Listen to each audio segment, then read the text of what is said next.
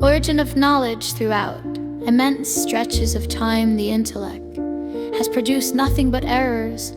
Some of them proved to be useful and preservative of the species.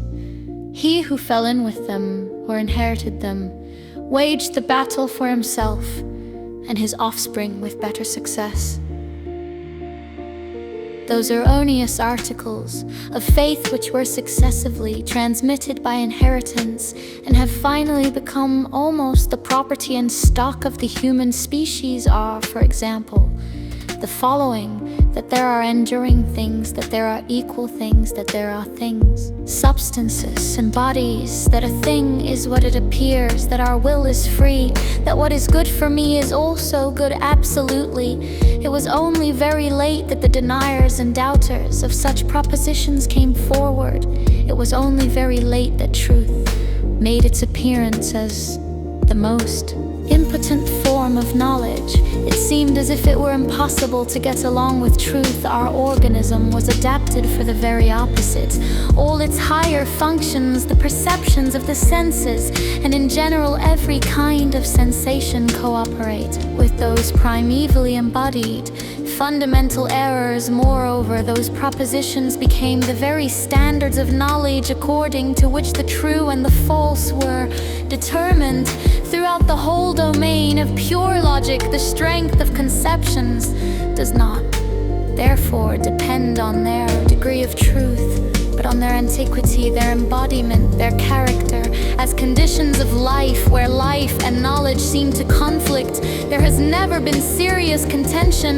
Denial and doubt have there been regarded as madness. The exceptional thinkers, like the Eleatics, who, in spite of this, advanced and maintained the antitheses of the natural errors, believed that it was possible also to live these counterparts. It was they who devised the sage as the man of immutability, impersonality, and universality of intuition as one and all at the same time. With a special faculty for that reverse kind of knowledge, they were of the belief that their knowledge was at the same time the principle of life. To be able to affirm all this, however, they had to deceive themselves concerning their own condition. They had to attribute to themselves impersonality and unchanging permanence. They had to mistake the nature of the philosophic individual, deny the force of the impulses in cognition, and conceive of reason generally as an entirely free and self-originating activity. They kept their eyes shut to the fact that they also had reached their doctrines in contradiction to valid methods, or through their longing for repose, or for exclusive possession, or for domination. The subtler developments of sincerity and of skepticism finally made these men impossible. Their life also and their judgments turned out to be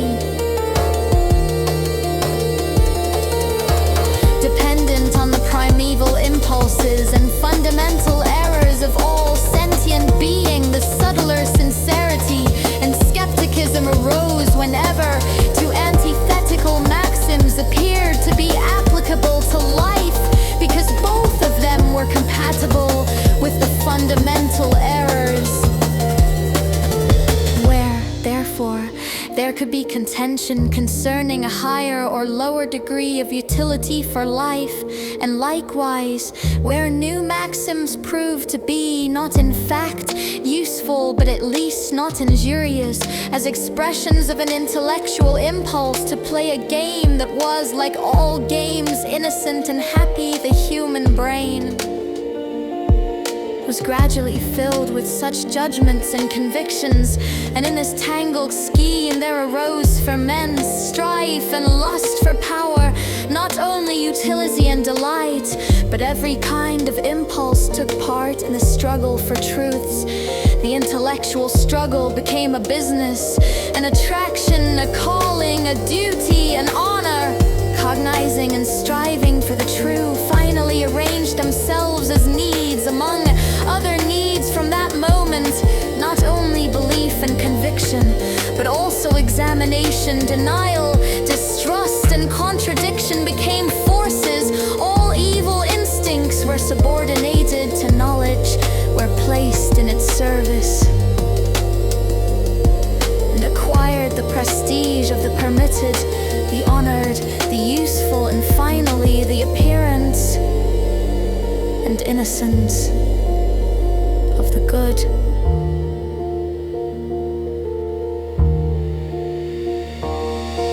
Knowledge thus became a portion of life itself, and as life it became a continually growing power, until finally the cognitions and those primeval fundamental errors clashed with each other, both as life, both as power, both in the same man.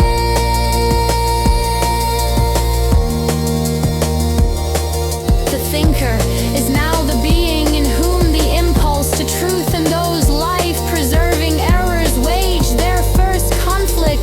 Now that the impulse to truth has also proved itself to be a life-preserving power in comparison with the importance of this conflict, everything else is indifferent. The final question concerning the conditions of life is here raised, and the first attempt is here made to answer it by experiment. How far is truth susceptible